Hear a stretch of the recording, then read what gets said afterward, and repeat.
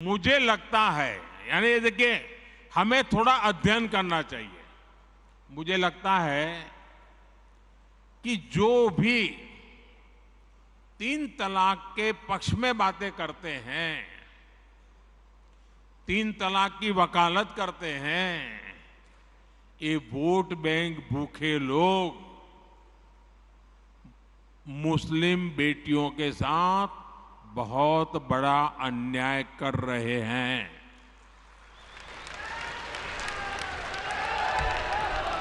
अच्छा, कुछ लोगों को लगता है कि भाई ये तीन तलाक से तो सिर्फ महिलाओं की बात हो रही है।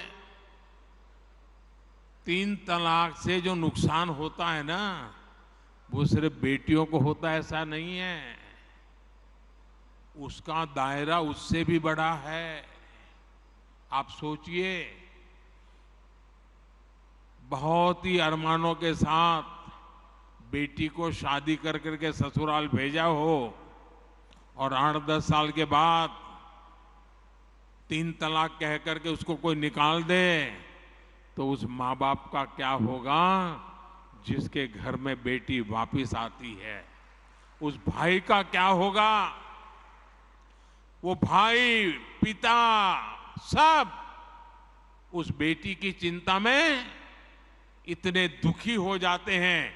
इसलिए तीन तलाक से सिर्फ बेटियों को ही अन्याय होता है इतना नहीं, पूरे परिवार तबाह हो जाते हैं।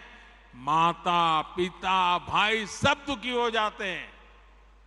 और देखिए, दुनिया के अनेक मुस्लिम बाहुल्य देश, इसका इस्लाम से संबंध होता तो दुनिया का कोई मुस्लिम देश तीन तलाक खत्म नहीं करता। मुस्लिम बाहुल्य देश जहां पूरी तरह इस्लाम राज्य है, वहां भी तीन तलाक बंद कर दिया है। मैं परसों इजिप्ट में था, मिस्र में था। मिस्र में, इजिप्ट में 90% से ज्यादा सुन्नी मुसलमान समाज है और इजिप्ट में आज से 80-90 साल पहले तीन तलाक की प्रथा को समाप्त कर दिया। हमसे 90 साल पहले। अगर तीन तलाक इस्लाम का जरूरी अंग है तो पाकिस्तान में क्यों नहीं होता भाई? अगर तीन तलाक इस्लाम का जरूरी अंग है तो इंडोनेशिया में क्यों नहीं होता? अगर तीन तलाक इस्लाम का जरूरी अंग है तो कतर, जॉर्डन, सीरिया, बांग्लादेश, ये तो सारे मुस्लिम बस्ती वाले देश हैं, वहां पर उनको बंद क्यों कर दिया? मैं समझता हूं कि मुसलमान बेटियों पर तीन तलाक का फंदा लटका कर कुछ लोग उन पर हमेशा अत्याचार करने की खुली छूट चाहते हैं।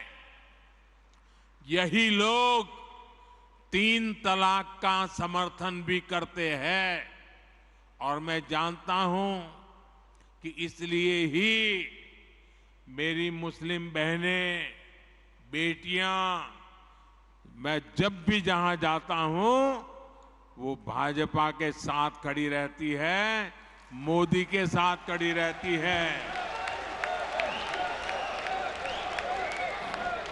साथियों, भारत के मुसलमान भाई बहनों को भी ये समझना होगा कि कौन से राजनीतिक दल उन्हें भड़का करके उनका फायदा लेने के लिए उनको बर्बाद कर रहे हैं।